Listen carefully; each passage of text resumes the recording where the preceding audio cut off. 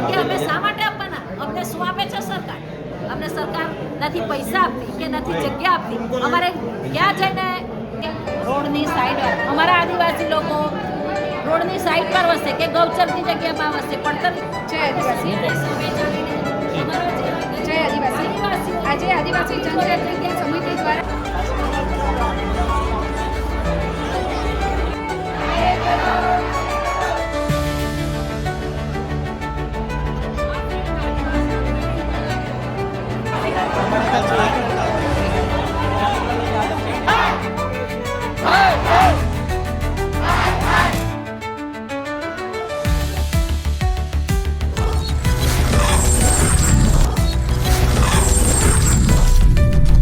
મિત્રો રેલી આવી ગઈ છે અને તમને બતાવું કેટલું પબ્લિક છે અને બધા જ ઉંમરના લોકો આવ્યા છે. જોઈ શકો છો નાના બાળકોથી લઈને વડીલો છે બધા જ આ રેલીનો વિરોધ કરવા માટે આવ્યા છે કે આદિવાસીઓ પર જે થતું હોય સ્વાભાવિક છે એની રેલી નીકળવાની.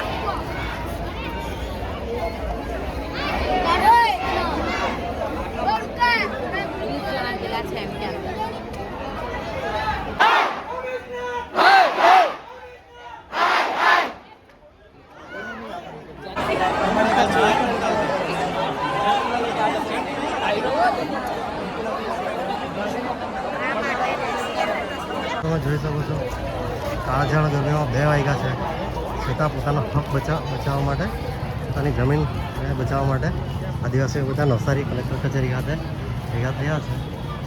જો બધી જ ઉંમરના બધા સમાજને સપોર્ટ કરવા માટે આવ્યા છે કે કોઈ પોતાની જમીન જતી હોય તો કોઈ નહીં જવા દે.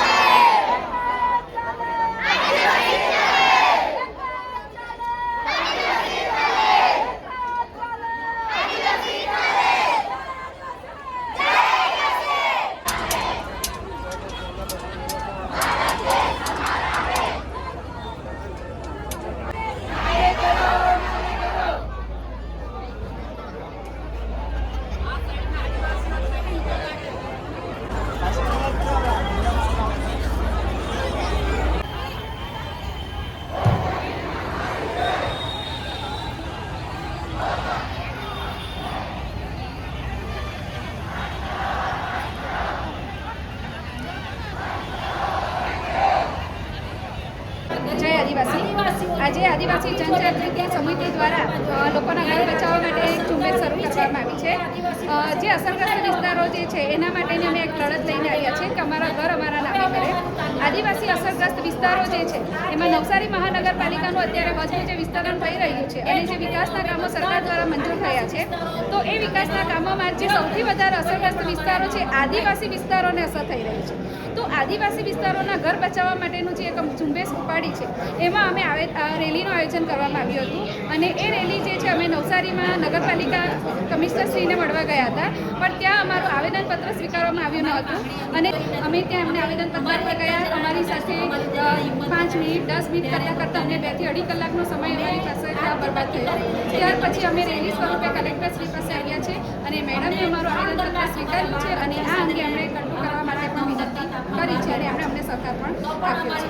પણ જો આ અમારી જે માંગણી છે કે અમારી જમીન અમારા નામે કરવામાં આવે એ ઉપરાંત ટીપી અને ડીપી પ્લાનમાં જો રસ્તાઓ પહોળા કરવામાં આવે તો જે અસરગ્રસ્ત ઘરો છે એ અસરગ્રસ્ત ઘરોને માટે જે કાયમી વસવાટની વ્યવસ્થા કરે સરકાર પ્રશાસન દ્વારા અને સાથે સાથે જો થોડી જમીન બચતી હોય તો ઉપરના માળ બનાવવા માટેની પણ પરમિશન આપે એ અંગે સહકાર આપે.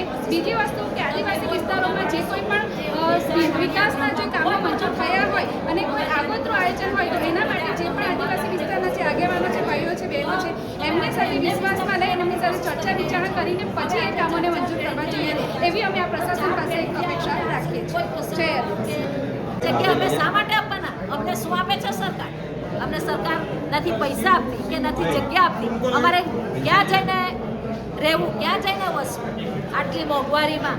એક માણસ કમાય, 4 જણ ખાવાવાળા હોય, આખા દિવસની મહેનત મજૂરી છતાં માંડ 2 ટાઈમ રોટલા ખાતા હોય. રોડની સાઈડ પર અમારા આદિવાસી લોકો રોડની સાઈડ પર વસે કે ગૌચરની જગ્યામાં વસે, પડતર જગ્યામાં વસે કે કોઈ ખરાબાની જગ્યામાં વસે. આજે અમે 70, 80 વર્ષ ત્યાં એક જ જગ્યા પર રહીએ છીએ. એ અમારી માંગણી હતી કે અમને અમારા નામે કરી આપો, આ જગ્યા અમારા નામે થાય. અમે કેટલા સમયથી અમે રજૂઆત કરતા હતા પણ અમારી રજૂઆત સાંભળતા નહોતા. હવે આજે અમારી રજૂઆત તો નથી સાંભળી, પણ આજે અત્યારે એ લોકો હવે એ સરકારે એવો નિયમ બહાર પાડ્યો છે કે જે ખરાબાની જગ્યા છે, જે આ ગૌચરની જગ્યા છે, એ બધી સરકાર એના હસ્તક લેવા માંગે છે. તો અમે બધા વસતા છે, આ માણસો ક્યાં જવાના? અમને નથી એ લોકો પૈસા આપતા, અમને નથી એ લોકો મકાન આપતા, નથી કોઈ જગ્યા બતાવતા, તો અમારે જવું ક્યાં? મત વિસ્તાર અમારો છે, અમે મત આપીએ છીએ ત્યારે એ લોકો ખુરશી પર બેસે છે. ને આજે અમને જો વિસ્થાપિત કરવાની કોશિશ કરી રહ્યા હોય તો એ લોકોની બહુ મોટી ભૂલ છે.